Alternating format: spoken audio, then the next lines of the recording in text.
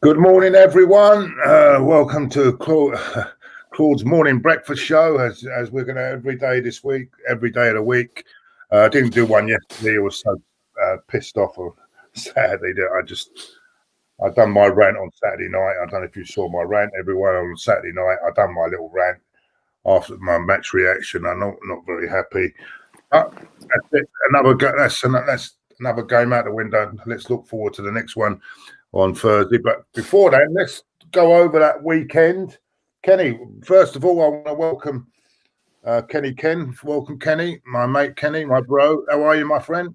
I'm very good. You know, it's been a good weekend of sporting entertainment, and I say sporting entertainment because remember we've got the IPL still on football on telly. Some good cricket out there. Also, we had some boxing at Eddie Hearn's show in Peterborough, where there's some controversy. We had Lomachenko has lost his joint titles, lightweight title, to Lopez of Brooklyn. And plus, we had a full Premiership programme as well, where there's loads of goals still, poor defending, controversy, and I say frustration at the Etihad. Yeah, very frustrating, but we'll go over that in a minute. But I'm going to start with the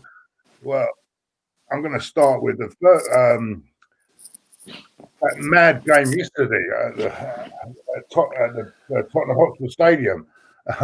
I couldn't believe it. What an incredible comeback by West Ham. You say that, but during the at the start of the game, when West Ham were conceding goals, a lot of the goals that they conceded were on the counter attack, where they were in pursuit of goals. The first goal was blatantly on the counter attack. When it was actually their attack, they started off for a kickoff. The ball breaks. Kane looks up and he finds Song, and there's loads of space where he isolates Soufal for the first goal, and in the second goal, again West Ham are on the attack. And then what's happened is that they failed. Their defenders did to do. They failed to clear the ball twice. To the extent that Kane has about 4 or 5 players of him. He nutmegs Declan Rice, puts the ball in the net, and then the third one again. West Ham are on the attack.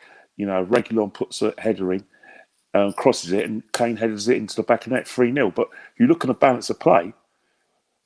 West Ham had 4 shots on goal. Spurs had 3, and Spurs scored 3 goals.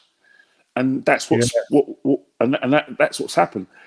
West Ham had chances after chances. Remember, they had the free kick from the left back. Also, Masuaku was getting in those channels down the left hand side, and there was a danger all game.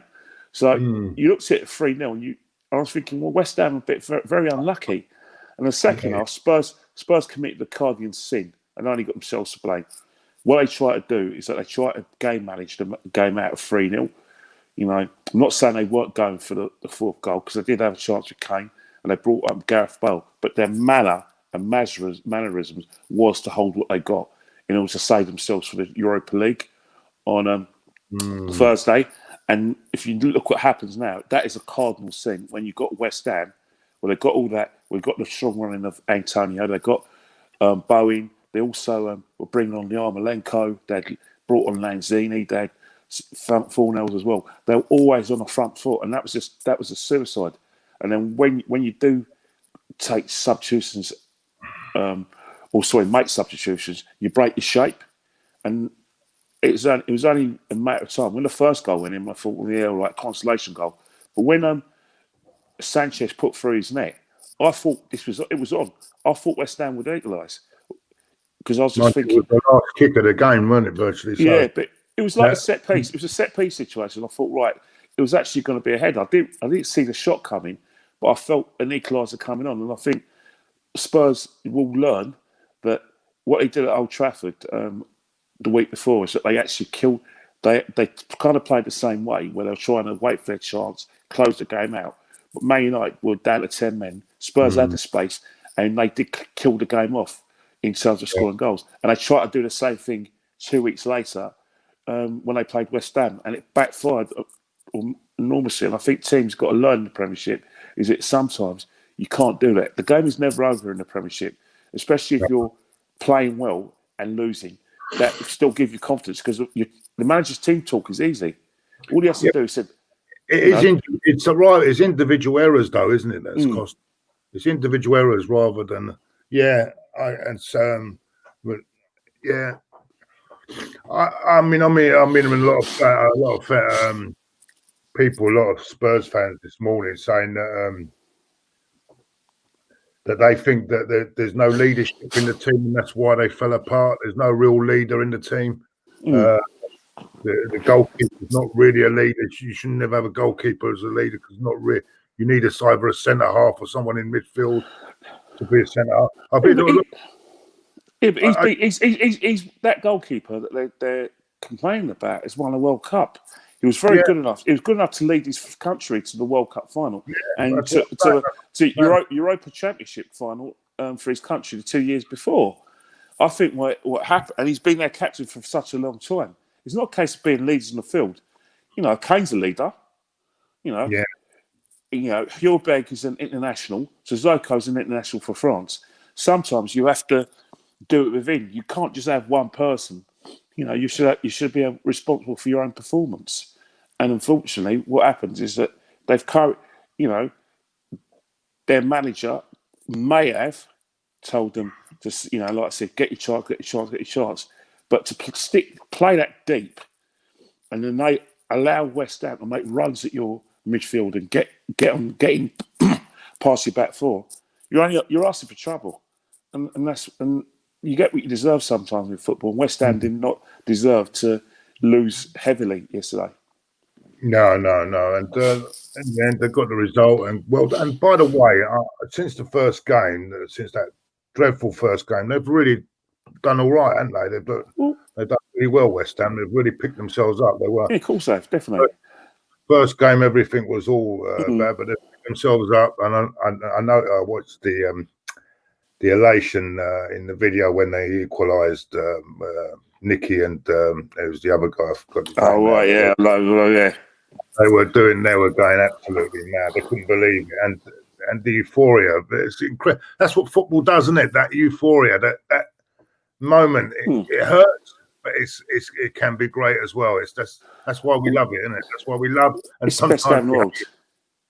Best game in the world, football is. That's why we love it, and I've never seen anything like it. This Premier League at the moment, because I think since this, I'm not sure whether it's empty grounds that are doing it, but we're seeing goals flying over, defend, people forgetting how to defend.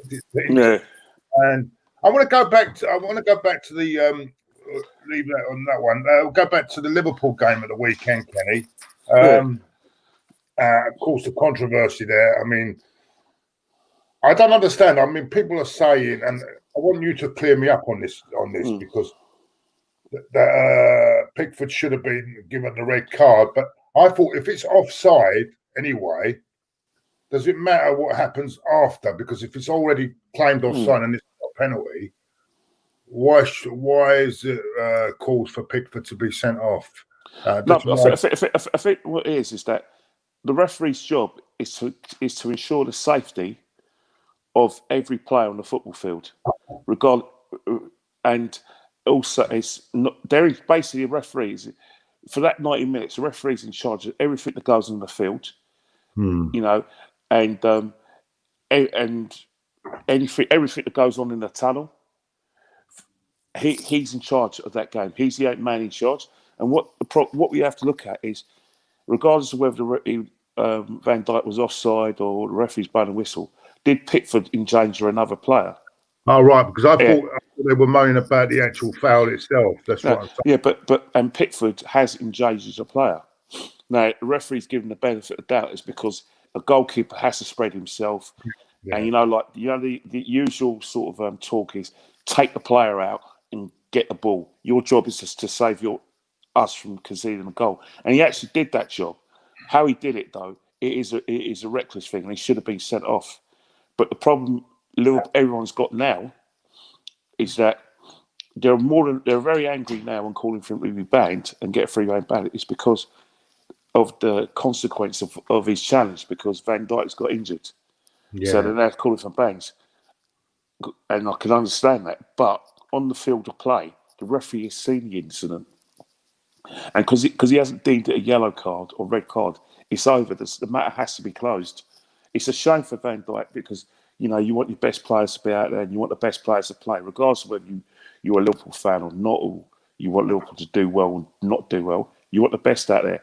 But in terms of the rules, the referee has seen the incident, and you've got to look at it as well. It's not going to stop Liverpool from It's not going to help Liverpool if the lad is given a 3-game ban, because it's not going to give Liverpool the player back, and it's certainly not going to be able to give them what they think probably was a penalty, and probably a win at Goodison Park. It's not going to change things. All it's doing is just satisfying the mob of people who are basically upset and angry on behalf of a player. And, it's very commendable that they are upset, but the referee, Oliver, is in charge, and he hasn't deemed that as a dangerous play. He should have, and he's made a mistake, and he knows he's made a mistake in that respect. But his mates at Stockley Park should have helped him out there. But ultimately, they didn't ask him to go and look at the monitor. He didn't see anything wrong, so it's over. I go on to the later incident. By the way, what a cracking game that was as well. Yeah. I go to the later incident where Liverpool thought they had won the game. Another dramatic incident. It keeps pulling it up. The Premier League does keep pulling it out.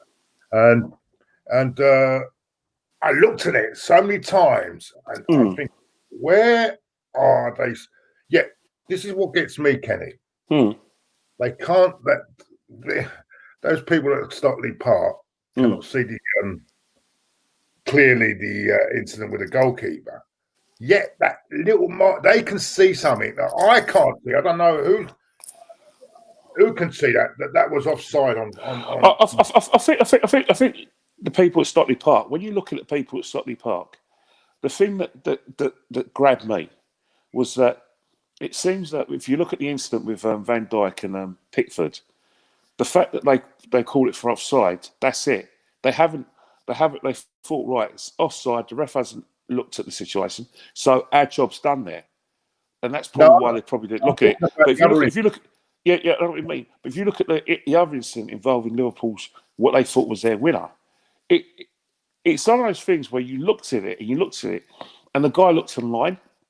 I didn't notice any hands being at offside or any feet being offside, but from what they've seen, they've done a good job because they've looked at the frames, they know the rules, and even though us as fans think that's not offside, they clearly gone by the rules, the new rules, and it for them it is offside. So you've got to respect that decision. But again, I think then there should be like there should be a little margin though when it comes to things like that, give and take margin on things like that. Well, they have before, but I think what's happening now is that with the you've got to realise is that the pros and cons of technology is that you want accuracy. Is that foolproof, Kelly? Because according to Graham Souness, the Sky, it is. No, it is. He says when the ball actually leaves and actually leaves your foot. Is it actually that accurate? I don't know. We don't know. But what we do know is that they have loads of time to look at it again. They've got more than one people there. Plus, they've got the freeze frames. The thing with VAR is that if you want any criticism of VAR, is there is no because they exceed as a final decision and accurate. There's no like referee using their discretion because VAR doesn't let you use discretion, and I think that's why people like yourself are thinking, Jesus, for the love of God, what is happening here? Referees used to be able to use their discretion. Now they're like robots, and I think that's what upsets a lot of football fans is this lack of discretion with VAR. But I'll say it once, say it before. Managers, when they saw decisions that weren't going their way, didn't want discretion or interpretation. They wanted it as a fact. And now they're getting it as a fact. They're not happy because they now want discretion. You know what I'm trying to say? Yeah, I do understand. And I think there's going to be mistakes with that as well. I think they're going to make mistakes. You're always going to make mistakes, especially when people when people are following the letter of the law. I think what's happened is that the public are not aware of the new changes in terms of the Lot of people in the legislation. chat saying that it was incompetence at its best. Yeah, Oh, you do say that, but again, what I think what we need to do as football fans is that we need to go and look at the legislation, the new rules, or what you call legislation regarding penalties, offside, and then yeah, maybe we can interpret it because they're privy to this new sort of regulations. Us as football fans still want discretion. We still want to get we still don't want our game stopped. And the only time we want the referee to go look at the monitors if there's a penalty because it's exciting. But apart from that, we don't want our beautiful game to be disrupted. yeah. I get that, Kenny. I do get that. But in the end, I think Everton deserved the draw. I know people saying that Liverpool won, but I think Everton actually deserved the draw. They got two good goals, but I think you could just see that there's levels that Everton need to go to in order to be a top team we'll be getting in Europe. Because you look what Everton do, they still concede a lot of possession and a lot of grounds to midfields, and Liverpool bullied them in midfield. I thought, and I thought in terms of like Everton, they fight. But apart from their tactics at the Tottenham Hotspur Stadium, they're still conceding a lot of goals. They're scoring goals. You always feel with Everton, they've got to score 2 or 3 to win a football match, 3 or 4 to win a football match, because they're still conceding ground, still giving team chances, and obviously they've got a keeper with very little confidence. But what's happening is that his mates at the other end are getting him out of trouble. Yeah. I agree. Going on before we go into our debacle on Saturday.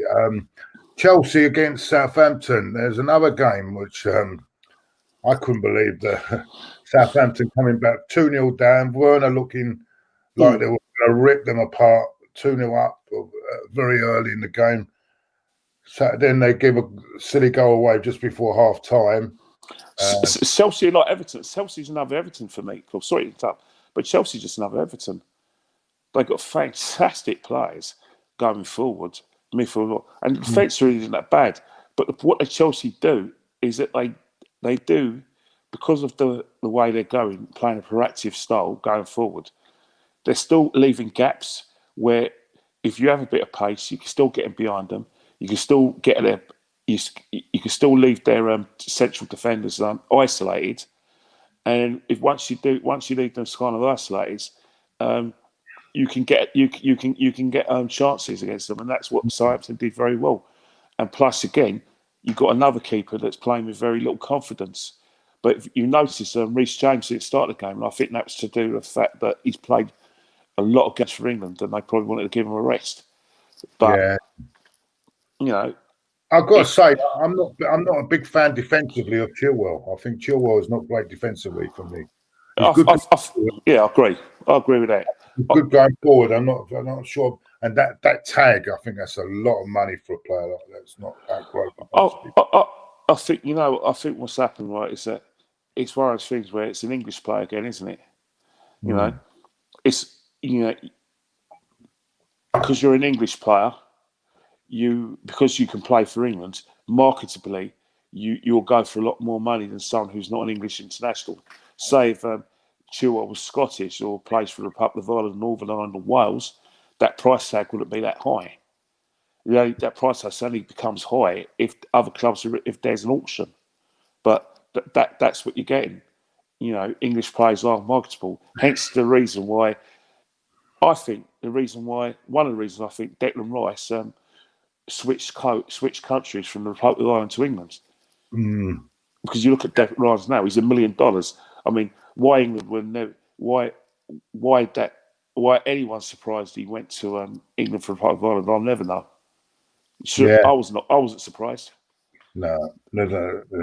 Listen, image comes before loyalty, I'm afraid, in this game. Well, not at all. I think what's happened is that, change the subject a little bit. I think what it is with the countries, if you're the Republic of Ireland, Northern Ireland, or England, and you start capping these players at a young age, you only got yourself to blame, because with the new FIFA ruling and UEFA ruling, where you can switch codes, you don't play in a friendly or competitive match. If that player becomes a top player for his club, and he's English born, then you got a lot of, then you should worry. You know what I mean?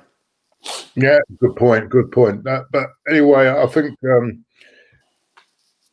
no, but you don't know where this is a crazy league. You don't know who's going to pop up. I think it will settle down eventually, but I just thought at the moment it's just crazy results going on. Claude, do you know what I think it is? I think what's happening, and I was saying it to you in private as well this weekend. It's a good time to play football, especially the big sides, because with if you look at early season, right, their players are on international duty. They've got new players coming in, so they haven't settled into their formations. Most importantly as well, the games are coming thick and fast. You know, we've had the League Cup, which we've had to condense. Plus, we now got the Champions League and Europa League. And then so after coming from Europe, playing in Europe, where some teams are playing away, then they got a game 3 days later in the Premiership. It's a good time to play these teams. They are going to make mistakes. It's a good time to play Liverpool. It's a good time to play Man United. It's a good time to play Man City. Arsenal, yeah, you know, it's a good time. These teams haven't settled, so it's a good time to play them. You know, what Liverpool did in the last couple of years was remarkable, where they've gone on this long run where they look solid in Europe and in the Premiership. This hasn't happened now because there's wear and tear. Yeah, I agree. Now, the sore point of the weekend, the game at the Etihad, and the tactics he used, playing Willian up front, and this is where I have a really beat him about. I've not so much with Thomas Partey. I think he should have brought him on maybe 50 minutes, 60 minutes maybe, but maybe I was annoyed that he didn't start, but then I'm thinking about it. But anyway, at least he should have, not 8 minutes from the end. But I'm looking at the other thing is we've got a goal scorer. I know he's scored 3. Lacazette has been scoring. I think he's our top goal scorer. Is he Lacazette this season? Yeah, yes, he scored every game. His first 3 games. Right. We're going to Man City, and we now see he's on the bench. They've got Eddie Nketiah on the bench, and we're playing Willian in a sort of false number 9. And I'm thinking, hold on a minute, what's going on here? I've seen Leicester go up there and knock 5 past them, and we've got our coach has gone up there with that attitude.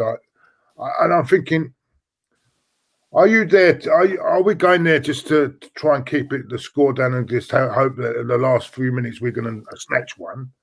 Or are you going to give it a go? You know what I mean? And in the end, we've ended up with nothing. And I think it was all the euphoria before because of the new signing and everything like that. I felt really flat on Saturday. I really was upset Saturday. People will realise. I can't accept that performance. And then I get to on. I've seen something this morning. The doom mongers, what do you call it? Doom and gloom mongers amongst us all.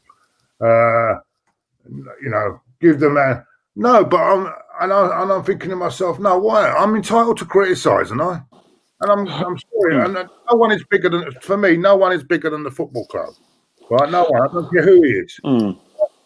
We had this with Wenger, and we're not. I'm not going to have it with Arteta as well. So, could you understand his team selection on Saturday? Well, if I'm going to go through all your points, I think the first thing about that is that what we see with Arteta, and I think a lot of fans haven't accepted this, is that when we win, Arteta has got Arsenal playing. He's done like wonders in about 6 weeks that Emery couldn't do in 18 months, and Emery was rubbish and blah blah blah. He's got us settled playing a defined way of playing. You know, everyone's playing their positions, blah blah blah, and you hear all this sort of like fairy tales about how Arteta's playing. What people seem to forget that Arteta is not satisfied with his midfield. He wants to play 4-3-3. But because he's not satisfied in midfield, he's playing a back five in order to give us numbers in midfield so we never get outnumbered, especially on the counter-attack or especially when teams are on the attack. So we do have these sort of numbers to protect our back four. That is so blatant. Now, if you're playing that sort of formation, that is putting a plaster over a wound football. That's all it is. There's no way a settled team is playing five at the back consistently, because a settled team has a settled defence and a settled midfield. We haven't got a settled midfield. So in these games, Arteta is having to find a way, how do I say it, emergency way of play in order to get results and avoid defeat. It worked in the cup against Man City and Liverpool. Man City in the semi-finals, worked against Chelsea. You know, this Community Shield works against Liverpool and blah, blah. And for now, he's not happy with his midfield. He's got Partey now. What he needs to do is kind of drill the midfield in order so he can play a 4-3-3. On Saturday, his team selection, in terms of playing Willian up front in a false number 9, was all about, for me, getting those sort of numbers. Pressing from the front, stopping Man City from playing at the back like they normally do, create chances. Because remember, Man City create chances from any part of the field. Yeah. So Willian does that a lot better than any of than Pepe. Does it a lot better than Aubameyang. But that's so. I don't know what's that with Lacazette. Maybe there's a fitness issue. Because he hasn't signed the contract. I wonder because he's. The thing is, I think you do your manager a great disservice when you start saying he's not playing a player because the board are telling him not to, because of a contract. You laud Arteta, yet you insult him by saying he's not playing. He's been forced. Well, you're not. I'm not saying it, but people maybe in a chat or in a fan base are lauding this guy. Yet, in the same vein, they're insulting him by saying he's been forced to leave players out. Yet he's a coach who's been promoted from coach to manager. But in terms of the way he was playing, Willian is there to press and stop Man City from playing at the back and creating those chances and overloads. That was his job, and that's why he played in the false number 9. Aubameyang is playing where he should do. So when we do win the midfield, which is going to be very rare, Aubameyang could run in such little spaces down the left where he plays his best football. All this nonsense I'm hearing about Aubameyang playing as a centre forward, it's just pure fantasy. He can't play with his back to goal. He can't hold the ball up. All right, maybe you want Lacazette there, but the game plan was for Willian to get to like I said, press from the front, blah, blah. And then when we go in the counter-attack, we interchange between Willian, Pepe and Aubameyang. It didn't happen. But that was the game plan. It was like a fish out of water for me. But no, I agree. But so are you saying then, are you saying that if we'd have played Partey, then he could play that 4-3-3 then? Well, what's happening is if you can get Partey up scratch and get a settled midfield, you know, he's got to see it in training. He's got to see how it works during the game. I think what's happening is that if you have a player like Partey who can protect the back four, but he's a strong athletic runner who can actually get us going forward in numbers, then you can play a 4-3-3. I'm not. It's not a case of defending Arteta. It's just stating facts, footballing facts. No, that's true. But what I'm trying to say there. Sorry to interrupt you there, Claire. There's people saying that Luis can't play in the back four. So would you drop Luis then? Yeah, but you say he can't play in the back four. He did play in the back four under Emery. Well, he probably did do too well. But the reason they're coming out of all sorts of excuses. It's managers over the years, right, have played a back five, right, for two reasons, right? Howard Wilkinson at Sheffield Wednesday in 1984-85 played a back five because he had 3 excellent centre halves. They're his words, right? And plus, he wanted to get Sheffield Wednesday on the attack by getting his full-backs forward, like Sterling and Worthington. But before that was Laurie Madden, right? Yeah. But Glenn Hoddle in 1998 in the World Cup played a back five because the midfield of England weren't able to dominate possession. Plus, because, and he wanted numbers in there. That's what we're doing at Arsenal. Yeah. So I get you. I get you. So it's just that it's the narrow. I think that once party settles in, we hope so. There's no excuses once party settles in that we can't go to 4-3-3 because we go to 4-5 at the back. Two things will happen. One, we're going to be difficult to beat still, but we ain't going to score goals because simple reason is that we're not that five at the back playing. You know, like I said, Aubameyang in a free, playing, Xhaka and Ceballos or Xhaka and Emery. That team's built for the counter-attack. That team ain't built for going on the front foot. You know what I mean? That team ain't built to go toe-to-toe City. There was no way that team was going to go toe-to-toe City.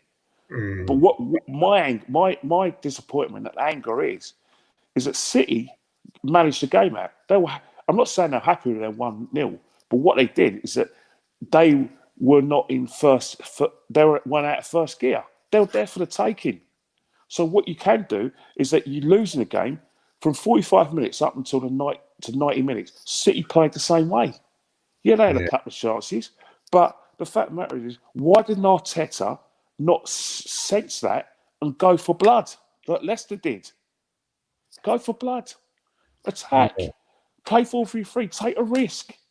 Doesn't matter whether we're going to lose about 4 or 5. Take a risk. You got players there. Lacazette's in good goal scoring form. Aubameyang's, has been our top scorer for the last few years. You've got Pepe on, Willian. Attack. Why do you not do that? Why do you look what happened to Spurs yesterday? West Ham, Spurs tried the game manager 3-0. West Ham went bang, attacked them, and they got rewards.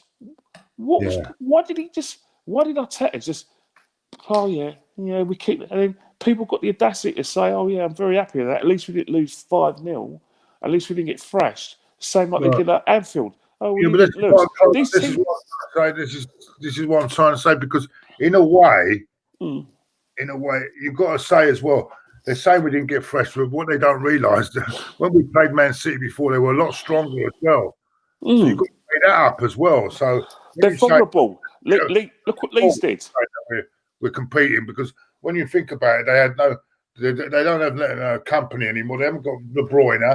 They didn't have who else? See what you took me words, mate. De Bruyne. Aguero was not really 100% fit. I don't know. That's the point. I'm so glad you said that because that is my concern as well. It's not a case of. It's not. What do you say? Oh, it's just super chat. If Arteta doesn't get top 4, he's worse than Emery. You have to judge it. I wasn't Emery's biggest fan, but well done, Emery, for what you're doing at Villarreal at the moment. Top of the league. We've got to give him praise where it's due. Well done for that. He's top of the league, Kenny, this morning. Well, the thing is that I think what's happened is that I was flabbergasted and stunned. Well, that's tautology. I was flabbergasted at the sort of descriptions of Unai Emery. I mean, does anyone know who this man is? It's like I used to get really upset and annoyed when people used to say, "Oh, who was Arsene Wenger before he came to Arsenal? He only came from Grand Passat." And I thought, "Hang on it, Arsene Wenger was a big man in European football. He got to European semi-finals, and plus he won the league with Monaco. So I knew who Arsene Wenger is. The same with Unai Emery. That's what made me laugh because when you think about it as well, not only them, his players were saying that as well. And when his record at Monaco, exactly. Well, but what I don't understand, right? Unai Emery's got a great reputation all over Europe, and he took the job at probably the wrong time. He took players who basically were tactically inept and unfit for instruction. He had a situation where he had the Ozil situation, and they treat him like he was like a Southern League coach. How dare you guys? Do you know who this man is? You don't even. Oh, because he fell out with people at PSG. Well, yeah, he's going to fall out of players at PSG because guess what? My problem with him was, I think, is that it was the language problem with the players, and in the end, they were taking the piss out of him. And definitely, people don't.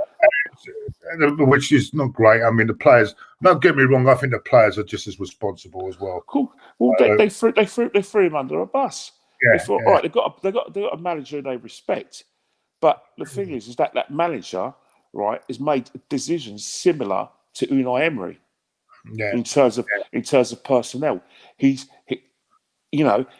realised what Emery's realised, that there's still a lot of work to be done, that the midfield isn't strong enough, and that unlike Unai Emery, Unai Emery bottled it, I'll say that, but Arteta's trying to do something like that, because if you look at it, when he first came to the club, he was trying to play a back four like Unai Emery. He was trying to play a 4-3, some semblance of 4-3 like Unai Emery, but he realised after lockdown it's not working.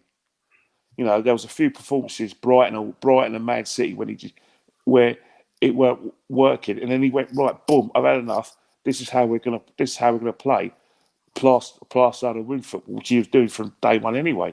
And he made a decision. But what Arteta's trapped in, he's trapped between us being difficult to beat and us being on the front foot. He hasn't got that balance. Yeah, and even at home when you watch us against Sheffield United, West Ham, we saw the same sort of tactics where we're all in positions, we're all difficult to beat, and teams like Sheffield United and West Ham are on the front foot against us because they're being encouraged to do that. And then we're hitting these teams on the break. You just have to look at the goals we scored against West Ham and Sheffield United. They were just counter-attack goals. You know what I mean? It wasn't like Fulham where you couldn't. If we're honest, and I'm sorry, if we're honest, Kenny, I think the games apart from Fulham, maybe, and then let's not get carried away that. Apart from Fulham, I think we've been playing crap all season, but we've been getting away with it, Kenny. We've been getting away with it. What we've done is that we play conservatively, because you've got to realise there's a lot of scars at the football club. We defensively, we've conceded some PlayStation goals. Let's not come away from that. Some of the goals we conceded are pure PlayStation. From about 2011, PlayStation goals. Even Unai Emery tried to fix it a bit, but even when we did get beaten and got slapped, there were PlayStation goals we were conceding. You know what I mean? And I think what's happened is that there's scars. Arteta's scarred by, like it from afar. Obviously, he's a Man City assistant, but we were a laughing stock in terms of the goals we conceded. So he's managed to get that situation where he's getting bodies there. He's getting players like Xhaka to throw their bodies on the line to block shots, and by him doing that, other players are doing that. So in that respect, he's got the mindset there. But the problem is that by playing a back five and by getting that mindset in, he's forgotten about winning goals. He's now turned us in the counter-attacking side, even when teams are there for the taking. And I think what's happening is that we're playing Man United in about 3 weeks' time. And I don't want to sort of tempt fate or cause trouble, but the situation when we play Man United, that fans are going to be expectant because Man United lost 6-1 at Tottenham, they lost 3-1 at Crystal Palace. They say, they're there for a taking. But the way we're playing on the counter attack, right? We're waiting for Man United to make mistakes for us to go at them. But what we're doing with the way we're playing, we're encouraging Man United to get in the front foot. And look at their performance at St James's Park. Everyone says Man United are crap. They look crap to me. Yeah, no, I agree. I want to touch on this one, Kenny. I just 1 minute. Where is it? I'll touch on this. I don't know if you can see that.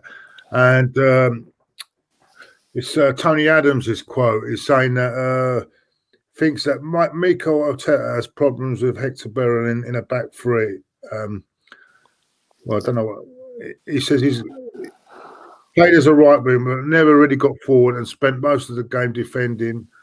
I think he's in defence. He's doing a lot of work individually with the with the coaches and with the ball in the feet. He feels much more comfortable. Said that's what. But Adams is criticising the. He thinks that he's got a problem with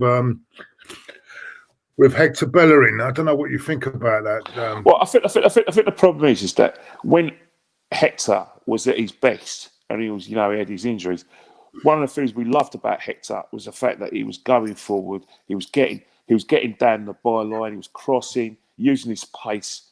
And now what's happened is that because we're playing, he's now been told to concentrate his defending. And let's face it, Hector's done defensively, Hector's actually been a lot better for me. All right, if you take away the goal where he got sucked in, what's happened is that Aguero played a blinder there, where Aguero takes the ball, Hector's watching Phil Foden. They do an interchange, and Hector's now on his heels. He can't judge the situation. He's out of position. Phil Foden's gone inside him easily because Hector's showed him the wrong way, and he's put the ball in that. But if you look at Hector in a lot of matches, he defensively he's a lot better. But what's happened is that we've turned Hector into sort of an inverted right wing back or right back, which is again going forward. That's not what we need. I mean, Hector's got to look at it this way, right? Again, you look at the Spanish squads. Hector's nowhere near that. Sorry, Kenneth. Sorry, yeah. Sorry, mate. No, but all I'm trying to say about Hector needs. I don't know. I don't think there's a problem there.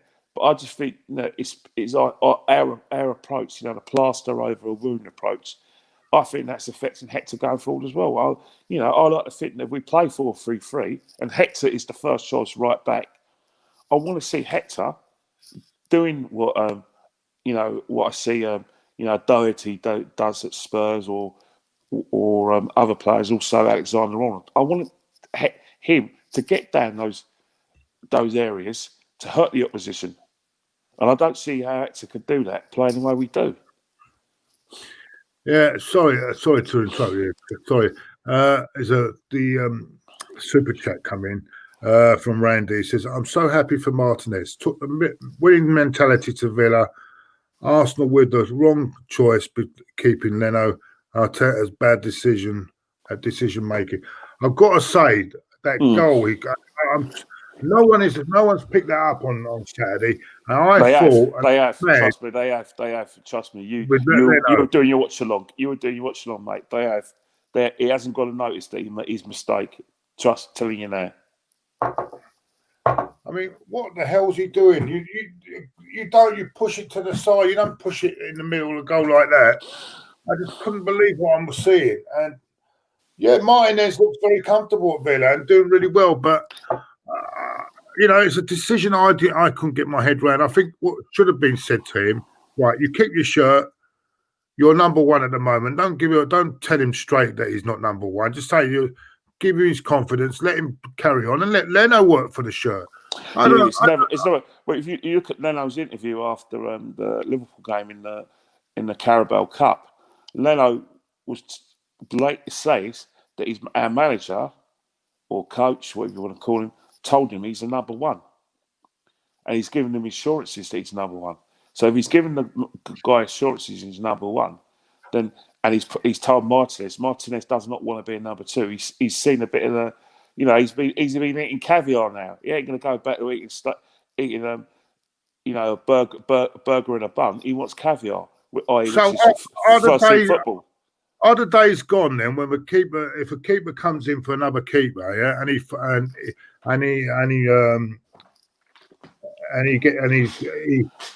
earns the right to be that number one? Are those days gone then? Yes, nothing wrong. He loses the shirt. Are those days gone then? Because I think it's ridiculous. But really and truly, it's not the first time this has happened. Look what happened with look what happened with Seaman and Manninger. Yeah, I know. That happens. Yeah. Look what happened at Everton with Bobby Mins and Neville Southall. It happens in football. A number one. If a manager thinks a goalkeeper's a number one, then they're going to play him. Doesn't matter whether I think he's a number one or you think he's a number one. Mick Arteta's told to play the goalkeeper Leno that he's the number one. And the most important thing is, yes, I have doubts about Leno in terms of where we want to play, and I'm assuming that Mikel Arteta wants us to play out the back in a 4-3-3. Now, no disrespect to Leno, if he's not the goalkeeper that Arsenal are looking for, if that's how Mikel Arteta eventually wants to play, no way he is. He's not a number one goalkeeper in that respect. He's not an Alisson and he's not an Edison. But our manager is said he's number one. And the thing we get with Leno is that you're going to get great performances where he's making great saves, he's keeping us in games and blah, blah. But you're going to get that mistake. All great shot stoppers, right? And let's not forget, it's their job, right? All great and they shot stoppers invariably are the sort of goalkeepers who are going to make mistakes. They're great shot stoppers, but they don't command their area. They don't, and they're not very good on crosses, but they're good on saving shots. That's always been a way with a lot of great shot stoppers. And Leno's no different. What you want is a full package. How many spectacular saves do you see from Edison? Probably about 38 game season. You probably spectacular, but has to be spectacular about maybe 7 or 8 times. Kenny, but I saw a lot of fan cams over the weekend, and not one of them blame Leno. Well, they're not going to do, because I think a lot of them, the fan cams, they spent a lot of time, speculating whether why Partey didn't start, because there's been fanfare about a defensive midfielder, not a striker, a defensive midfielder. So there's a lot of fanfare about that, and they feel that he's going to change things, within just getting on the field. So that's what a lot I was hearing. Another thing as well, there were people defending Arteta because, again, people have become frustrated with the way we're playing. They are frustrated. There are people who are frustrated with our manager because there's a big elephant in the room. The biggest elephant in the room is Mesut Ozil. Those people at the football club, or especially the fans, go down that creativity route now. Oh, if he was in the side, we would have created a few chances, blah, blah, blah. And that's why, we love Arteta. We really do love Arteta. But he's starting to get on my nerves now because he's not playing Mesut Ozil. We really love Arteta, but, football's a bit, Or you got the third people who run the show. Oh, don't you dare criticise Arteta. I'm seeing a lot of Arteta out now, and I'm blocking loads of accounts because Arteta is getting criticised. And who do these people think they are? You know what I mean? So you're getting those sort of comments within the fan cams and within social media. But as I said before, Claude, and I'm going to say this once to you, and if you could just indulge me, fan cams, social media, especially Twitter, does not cover even 1% of the Arsenal fan base. All right? There's the other 99.1% are not on the fan cams and are not on Twitter or social media or Twitter. Right? The Arsenal fan base goes into millions and millions and hundreds of millions, right? Yeah, I know that. I know. You can't just say that about 7 people or 8 people going to fan cam, or a few people, or a few. If few million accounts, a few thousand accounts on Twitter, cover the Arsenal fan base. Doesn't touch it. These are people. These fan cams are people where people look up to, like gods, So you got to be. You have to see it for where it is. It's a very popular show. It's watched by millions of people, young people, and people who don't know Arsenal will say, "Well, that's the Arsenal fan base." It couldn't be more wrong. The Arsenal fan base. There's a lot of people who are Arsenal fans who probably can't even turn the computer on, but they've been going for years and years and years, and they don't want to be part of this. They just want to go and have a chat with their mates in a pub, or in a gym, or over the phone after a match. It ruined my birthday today because it's my birthday today. Right, cool. I was going to say before we go, right? Could everyone who's in the chat wish my good friend and my brother Claude for a happy birthday? We don't want to know how old you are. I know how old you are, mate. It's No, coming. I don't. It's coming. That milestone is coming Really, soon. I'm 10 years older than you. Yeah, but please, everyone in the chat, everyone in social Yeah. media who's watching this, can you please wish this lovely man of a happy birthday and many, many happy returns, because he deserves it. Deserves it. And as soon as we're away from these 2-tier lockdown, and I'm back at work, I'm going to make it up to you. And I'll be neglecting you. I haven't seen you, but I'll make up to you and give you a present that you're going to love. So all good things come to people who wait. But please wish this man a very, very, very, very happy birthday. People in the chat and people who are watching this as well, please. No, as I said, there's going off subject a bit there. No, yeah, I thought he was to blame. I thought the whole that goalie, I couldn't believe. I still can't get over it yet. As I said, there was no one really. You're saying there were people criticising. I didn't see it on Match of the Day. They didn't criticise it on Match of the Day. Not really. I think the thing is that actually they did. They talked about whether he could parry it out of the danger area, and that's the thing Leno's got to work at. You get that. That's what you get with Leno. If you want to win trophies, you want to win leagues. Win a Champions League, win Europa League. Is he a number one? I would think that probably not. But then again, you've got to be the manager has chosen who's number one. But for me, you're going to see a performance at Old Trafford where we're going to lose probably about 1 or 2-0, but it'll be man of the match. He saved us from getting a thrashing, and that's always the equaliser you get with Leno. But you look over at what you've seen at Anfield and Etihad with the 2 goalkeepers, and you think, you know what, he's not on that level. Yeah.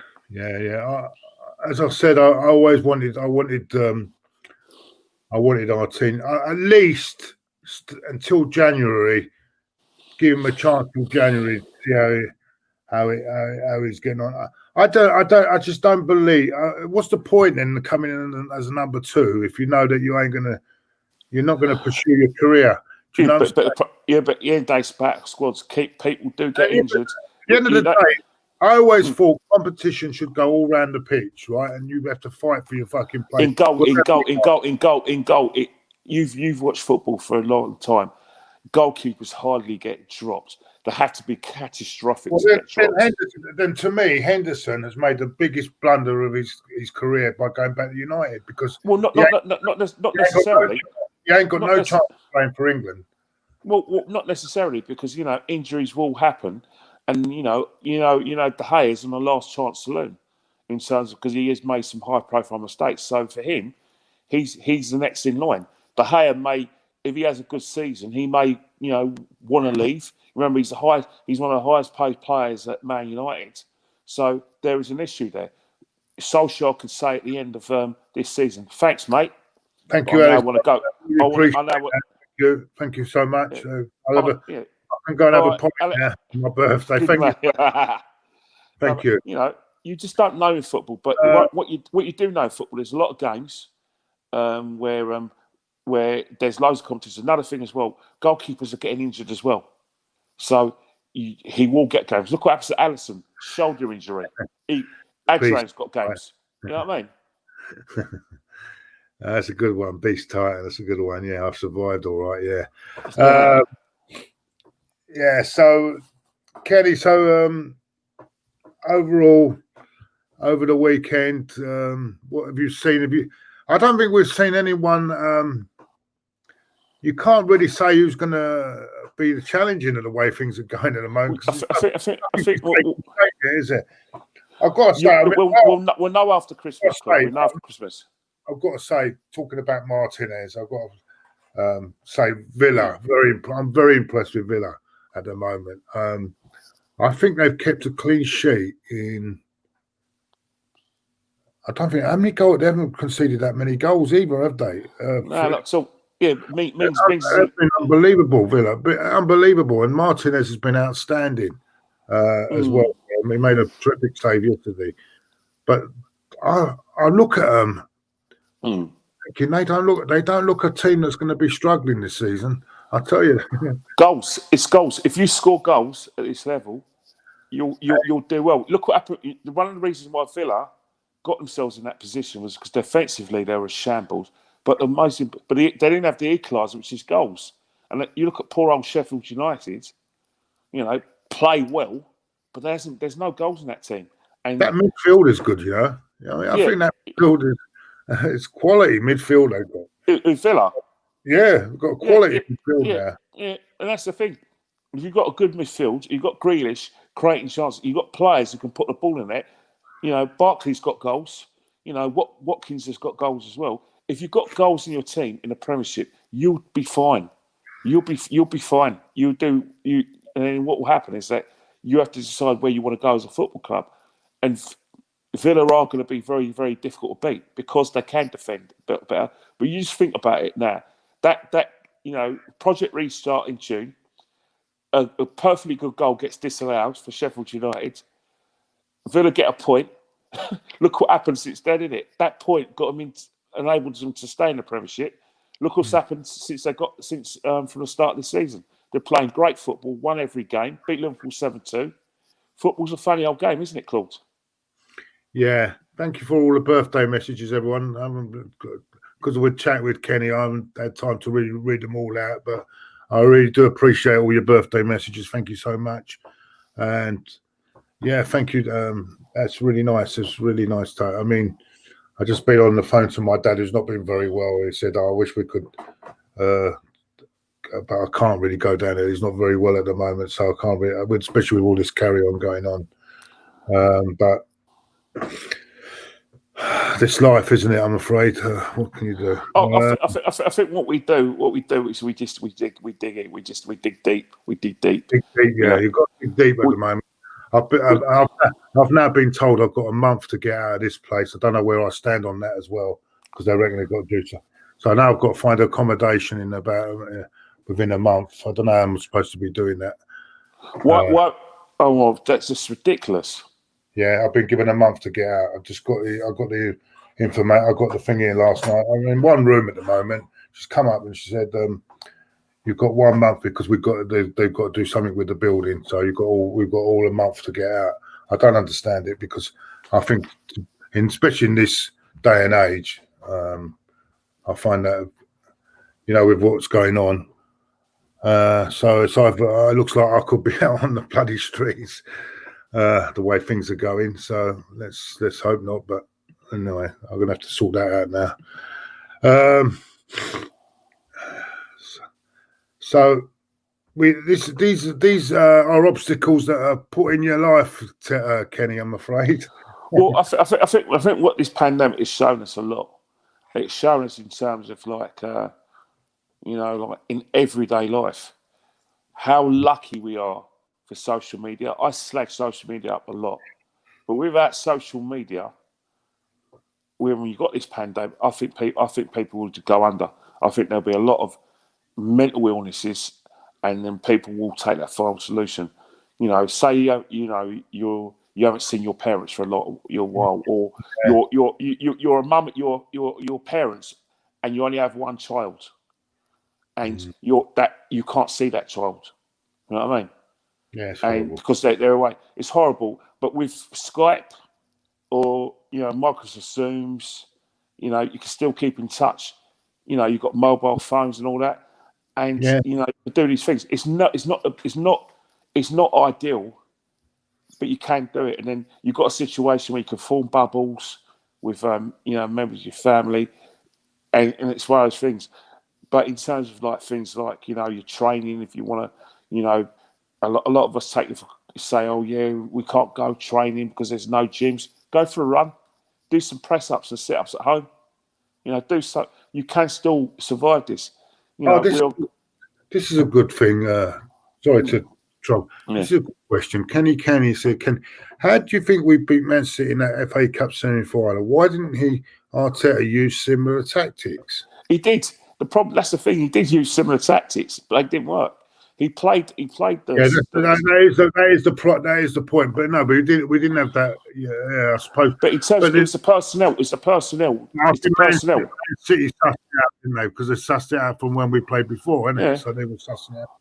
I think what a lot of teams do as well now is that when you play in a counter-attack now, what's happened, right, is that because a lot of teams play the high line, you know, what they do is because they're playing a high line, to stop them from getting done over by teams, what they do, i.e. teams passing through them, they tell their midfielders to get in people's faces and get closer so they can't play that out ball down the sides.